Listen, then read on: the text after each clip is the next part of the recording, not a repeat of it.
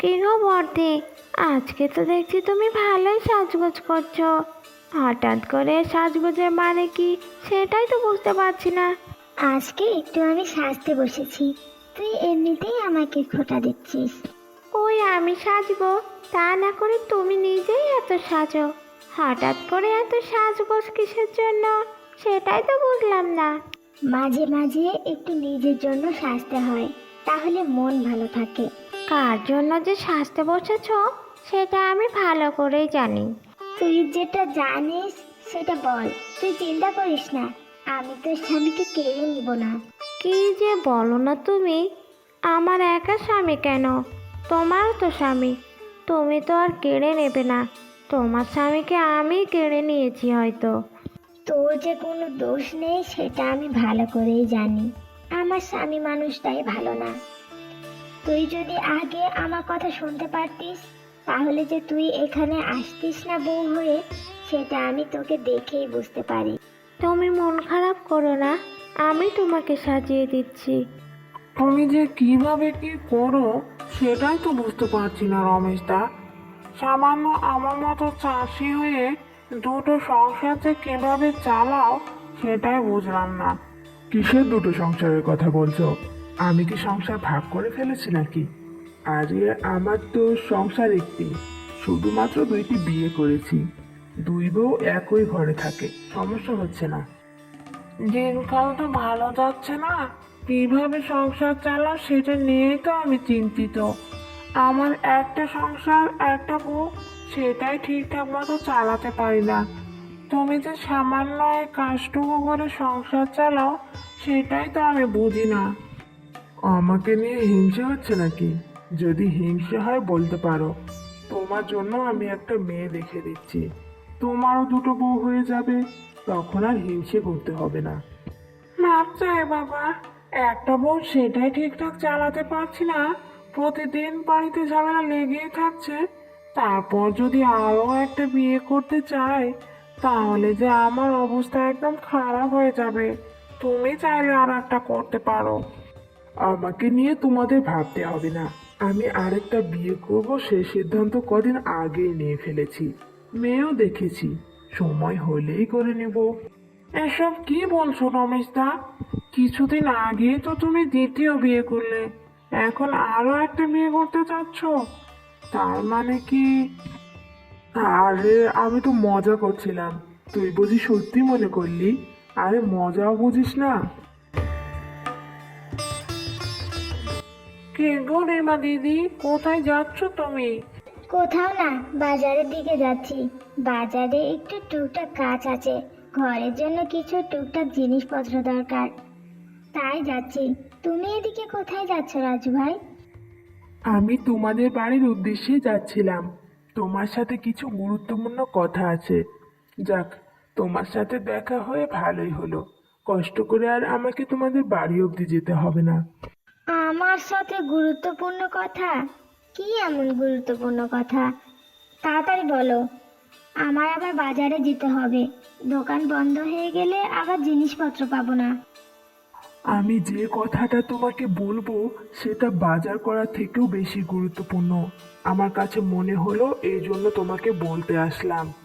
তুমি তো জানো আমি রমেশদা একই মাঠে কাজ করি। আজকে কথায় কথায় রমেশদা বলল তিনি নাকি তৃতীয় বিয়ে করতে যাচ্ছে। আমি তাকে যেই মাত্র এই কথা কথা নিয়ে কথা বললাম, তখন তখন তিনি হাসিয়ে উড়িয়ে দিলেন, বললেন কিনা তিনি মজা করছেন। তবে তার কথা আসলে মজা নয়, তিনি কথার মধ্যে সত্যিটা প্রকাশ করে দিয়েছেন। আমার মনে হলো কথাটা তোমাকে জানানো দরকার। তবে হ্যাঁ, আমার কথা কিছু বলো না কিন্তু রমেশ দাকে। আচ্ছা ঠিক আছে রাজুদা, রমেশকে তোমার কথা কিছু বলবো না। এখন আর বাজারে যাব না, বাড়ি যাই।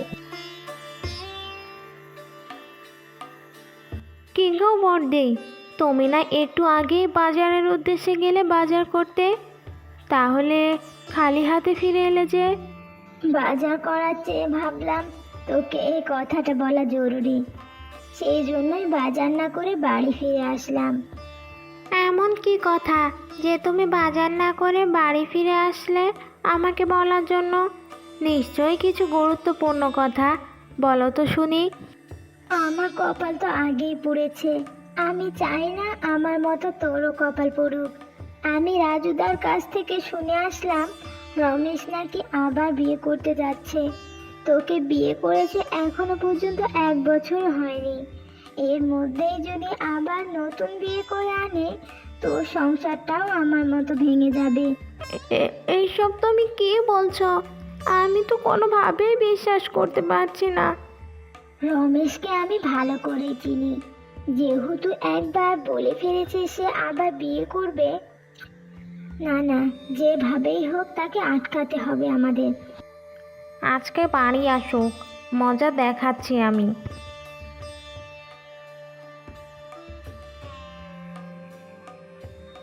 কি হয়েছে? সন্ধ্যাবেলায় তোমরা ঘরে না গিয়ে বাইরে এভাবে দাঁড়িয়ে আছো কেন? আমরা কেন দাঁড়িয়ে আছি সেটা বড় কথা নয়, আগে আপনি আমার একটা কথার উত্তর দিন। আপনি কেন এসব বলছেন? কেন এসব করতে চাচ্ছেন? রিমা দিদি হয়ে কিছু বলেনি, আমি কিন্তু ছেড়ে দিব না বলে দিলাম। এখন আপনি কিছুই বুঝতে পারছেন না। আমার কপালটা যেভাবে পুড়িয়েছেন, আমি চাই না পপিরও একইভাবে আমার মতো কপাল পুড়ুক। সেই জন্য ওকে আমি সবটা বলে দিয়েছি। কি বলেছো তুমি পপিকে? আপনি নাকি নতুন করে আরেকটা বিয়ে করতে যাচ্ছেন, সেই কথাই বলেছে। তোমরা পাগল হয়ে গেলে নাকি? এইসব কথা কে বলেছে তোমাদের? নিশ্চয়ই রাজু বলেছে, তাই না? আমি তো ওর সাথে কথায় কথায় মজা করে বলেছিলাম কালকে বেটার সাথে দেখা হোক, মজা দেখাবো। রাজুদা আমাদের কিছু বলেনি। গ্রামের সবাই এসব কথা বলা বলি করছে। তুমি যদি আবার এমনটা করো, তাহলে কিন্তু তোমার খবর আছে বলে দিলাম। কানের কাছে বক বক করো না তো, মেজাজটা খারাপ করো না। যখন হবে তখন দেখা যাবে। চলো এখন ঘরে চলো, খিদে পেয়েছে আমার, খেতে দাও। আমি অনেকক্ষণ ধরে তোমার জন্য অপেক্ষা করছি, আজকে এত দেরি করে আসলে কেন? তোমার হাব ভাব কিছুই তো বুঝতে পারি না। আমরা তো সব সময় লুকিয়ে লুকিয়ে দেখা করতাম, হঠাৎ আজকে নদীর পাড়ে ডাকলে কেন? কত মানুষজন আছে, যদি দেখে ফেলে বদনাম হয়ে যাবে না? বদনাম হলে হোক, আমি আমার সিদ্ধান্ত নিয়ে ফেলেছি। তুমি যদি রাজি থাকো তাহলে আজকেই আমরা বিয়ে করব এবং তোমাকে আমার বাড়ি নিয়ে যাব। সত্যি বলছো তুমি আমরা বিয়ে করব? আমারই তো বিশ্বাসই হচ্ছে না। কিন্তু আমি তো তোমার বাড়িঘর সম্বন্ধে কিছুই জানি না। বিয়ের আগে একবার দেখার দরকার ছিল না? তোমার মা বাবা কেউ নেই, দাদির কাছে মানুষ হয়েছো শুনেছি। দাদিও নাকি তোমাকে দেখতে পারে না, এই জন্য আমি তোমাকে ভালোবেসে বিয়ে করতে চাচ্ছি। আর তুমি কিনা আমার বাড়িঘর দেখে তারপরে বিয়ে করতে চাচ্ছ? আমাকে বিশ্বাস করতে পারছো না? আসলে আমি তেমন কিছু বলতে চাইনি, তুমি রাগ করো না। যদি তেমন কিছু না হয় তাহলে চলো আজকেই আমরা বিয়ে করে ফেলি। আচ্ছা ঠিক আছে, তুমি যেহেতু এত করে বলছো, তাছাড়া আমিও তোমাকে পছন্দ করি, চলো বিয়ে করে ফেলি। কই সবাই, এসো, বেরিয়ে এসো। দেখো বাড়িতে কে এসেছে। কই গো তোমরা, শুনতে পারছো না? বেরিয়ে আসো। আপনি কাদের ডাকছেন? আমি তো কিছুই বুঝতে পারছি না। আপনি না বলেছিলেন আপনার বাবা মা কেউ নেই, আপনি একাই থাকেন? আরে একটু অপেক্ষা করো, একটু পরেই বুঝতে পারবে। এ কি, এটা আপনি কাকে নিয়ে এসেছেন? এই মেয়েটা কে? একে তো আমি চিনতে পারলাম না। আমি এই মেয়েটাকে বিয়ে করে এনেছি, এখন থেকে ও এ বাড়িতেই থাকবে। ও এ বাড়ির ছোট বউ। আপনি আপনি আবার বিয়ে করেছেন? এসব আপনারা কী বলছেন? আমি তো কিছুই বুঝতে পারছি না। আবার আবার মানেটা কি? তাছাড়া আপনারা তার কে হন? কিছু না জেনেই বিয়ে করে চলে এসেছেন। আমি হচ্ছি তার দ্বিতীয় স্ত্রী, আমি হচ্ছি তার প্রথম বউ, আর তুমি তৃতীয় বউ। না না, আমি বিশ্বাস করি না। তুমি তুমি আমাকে মিথ্যে বলে বিয়ে করে আনলে। এটা ঠিক করলে না আমার সাথে। আমি দয়া দেখিয়ে বিয়ে করে এনেছি, সেটা তোমার 7 জন্মের ভাগ্য। যদি আমাকে বিয়ে করে তুমি সন্তুষ্ট থাকতে না পারো, চাইলে বাড়ি ফিরে যেতে পারো, আমার কোনো সমস্যা নাই। আর তোমরা দুজন একটু বেশি বকবক করছো। বাড়ি থেকে যদি বের করে দিই, তখন কোথায় যাবে সেটা নিয়ে ভাবো। আমার কোথাও যাওয়ার জায়গা নেই। আপনি আমাকে যেভাবে রাখবেন আমি সেভাবেই থাকবো। আমার কোনো সমস্যা নেই। যাও যাও, এখানে দাঁড়িয়ে না থেকে আমাদের জন্য ঘর তৈরি করো দুজন। এইভাবে মন খারাপ করে ঘরে বসে থাকিস না, কোনো লাভ হবে না। নিজেকে নিজে সামলাতে হবে ভালোভাবে। নিজেকে নিজে অনেক বোঝানোর চেষ্টা করেছি, পারছি না। বারবার আমার চোখের সামনে ভাসছে সব কিছু। লোকটা কিভাবে পারলো এমন করতে, সেটাই আমি বুঝতে পারছি না। কালকেই জিজ্ঞেস করলাম, বললো মিথ্যে। আর আজকে কিনা নতুন বিয়ে করে ঘরে এনেছে, এমনকি আমাকে ঘর থেকেও বের করে দিয়েছে। এখন আমি কেউ না ওর। সব কিছুই তো আমার চোখের সামনেই ঘটলো। আমি কি করব বল? কিছুই করতে পারছি না তোর জন্য। এই মেয়েটাকে আমি কোনোভাবেই এই বাড়িতে শান্তিতে সংসার করতে দেব না। আমি জ্বালিয়ে পুড়িয়ে শেষ করে দিব, দেখে নিও তুমি। আমি তোকে একটা কথা বলি, রাগ করিস না। আচ্ছা ঠিক আছে, বলো। যে মেয়েটা নতুন বউ হয়ে এসেছে, আসলে তার কোনো দোষ নেই। তোকে যেদিন বিয়ে করে এনেছিল, তখন যদি আমি তোর সাথে খারাপ ব্যবহার করতাম, তাহলে তুই এ বাড়িতে থাকতে পারতিস না, নয়তোবা আমি থাকতে পারতাম না। কিন্তু আমি ভালোভাবেই জানি তোর কোনো দোষ ছিল না, সেজন্যই আমি তোর সাথে ভালো ব্যবহার করেছি। আমি চাই তুইও সেই মেয়েটার সাথে ভালো ব্যবহার কর। এখন আমি বুঝতে পেরেছি তখন কতটা কষ্ট হয়েছে তোমার। তুমি যেহেতু বলছো, আচ্ছা ঠিক আছে, আমি আর ওই মেয়েটাকে হিংসে করব না। আমি কি আপনাদের এখানে একটু আসতে পারি? এখানে আসতে আমার অনুমতি নেওয়ার কি আছে? এই ঘর বাড়ি সবই তো তোমার অধিকার আছে, অবশ্যই আসতে পারো। যখন অনুমতি নেওয়ার দরকার ছিল তখন তো নেওনি, আর এখন এসেছো ঢং করতে। পপি, তোকে আমি কাল রাতে কি বলেছিলাম সে কথা কি তুই ভুলে গেছিস নাকি? আসো আসো টুম্পা, তুমি এখানে এসে বসো, কোনো সমস্যা নেই।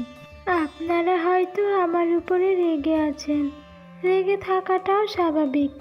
আমি যদি আপনাদের জায়গায় থাকতাম আমিও রেগে যেতাম, কিন্তু আসলে আমি এসব কিছুই জানতাম না, না হলে আপনাদের মাঝে এসে ঢুকতাম না। তোমার আসলে কোনো দোষ নেই, দোষ হচ্ছে আমাদের কপালের। আমি যে এখন ফিরে যাব সেটাও সম্ভব না। আমার বাড়িতে একমাত্র দাদি আছে, বাবা মা কেউ নেই। দাদি আমাকে সব সময় অত্যাচার করে। কোনোভাবে এখানে বিয়ে করে এসেছি, ভেবেছি এখানে সুখে থাকবো। এসে তো আমি আপনাদের সুখ নষ্ট করে দিলাম। কেউ কারো সুখ নষ্ট করতে পারে না। যার কপালে যেটা লেখা আছে তার সাথে সেটাই হবে। তোমার এখানে কোনো দোষ নেই। পপি আসলে তোমার মতো ছোট মানুষ তো, তাই অনেক কিছু বলে ফেলেছে। আস্তে আস্তে তোমাদের মধ্যেও সব কিছু ঠিকঠাক হয়ে যাবে। রাগের মাথায় হয়তো তোমাকে বকে ফেলেছি, তুমি কিছু মনে করো না। কোনো সমস্যা নেই, তবে আমরা এক হয়ে তাকে আটকাতে হবে।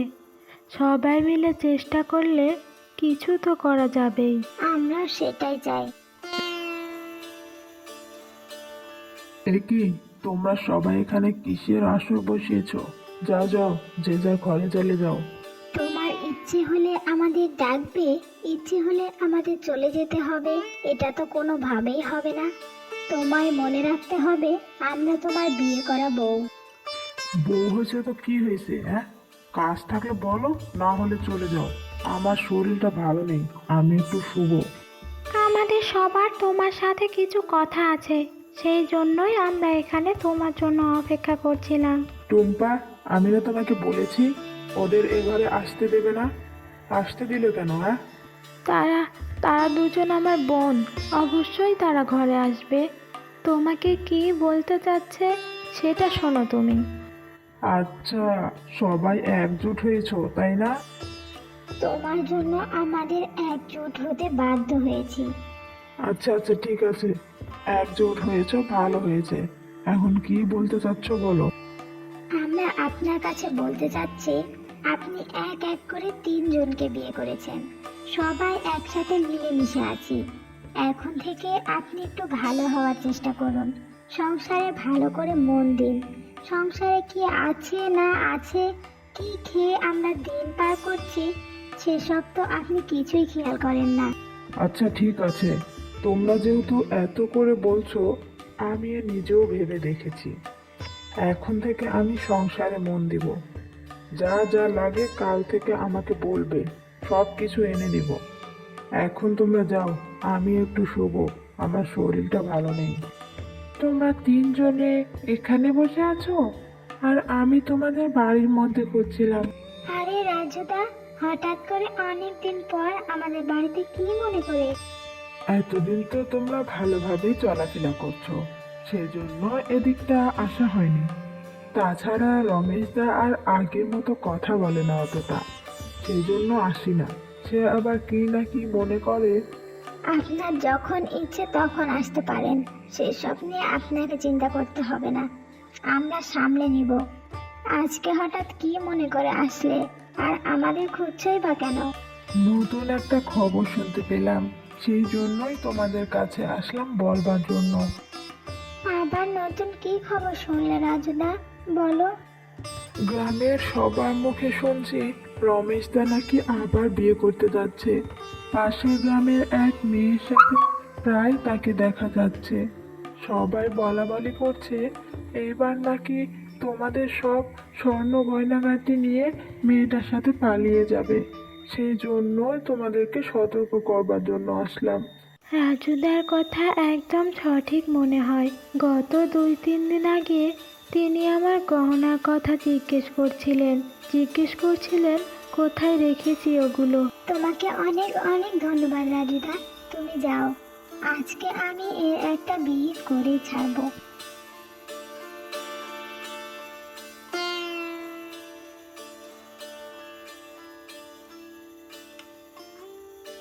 কি গো, এত রাতে তুমি কোথায় যাচ্ছ ওদিকে? তুমি না ঘুমিয়েছিলে, হঠাৎ করে জেগে গেলে কেন? আমি একটু বাইরে যাচ্ছি, কাজ আছে, তুমি ঘুমাও ঘুমাও। বাহিরে যাচ্ছ এত রাতে?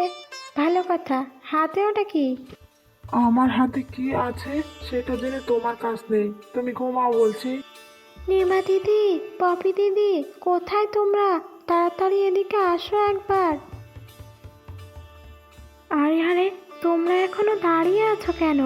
আপ্যায়ন শুরু করো। ওকে উচিত শিক্ষা না দিলে হবে না। একে একে 3টা বিয়ে করেছে, আবার বিয়ে করতে যাচ্ছে। তো তোমরা এসব কি করছো? না না, আমাকে মেরো না। তোমরা সবাই মিলে আমাকে মারলে আমি তো মরেই যাব। আচ্ছা ঠিক আছে, ওকে মারবো না, ওর এমন অবস্থা করব, হাত পা ভেঙে ঘরের মধ্যে রেখে দিব, যাতে ও আর কোনোদিন ঘর থেকে বের হতেই না পারে। বিয়ে তো খুব পরের কথা। তোমরা আমার সাথে এমন করো না, আমি আমার ভুল বুঝতে পেরেছি। আমি আর কখনো বিয়ে করতে চাইবো না। এখন থেকে তোমরা যেটা বলবে সেটাই শুনবো। আমাকে আমাকে এবারের মতো ক্ষমা করে দাও। মনে থাকবে তো এই কথা? আমরা 3 সতীন মিলে সংসার করছি, তুমি 3 বউ নিয়ে সংসার করতে পারছো না কেন? এখন আমি পারবো, তোমরা আমাকে ক্ষমা করে দাও। আমার ভুল হয়ে গেছে, এখন থেকে সুখে শান্তিতে থাকবো, সবাই মিলে মিশে থাকবো। আচ্ছা ঠিক আছে, তোরা থাম। যেহেতু ভুল বুঝতে পেরেছে, শেষবারের মতো ক্ষমা করে দে।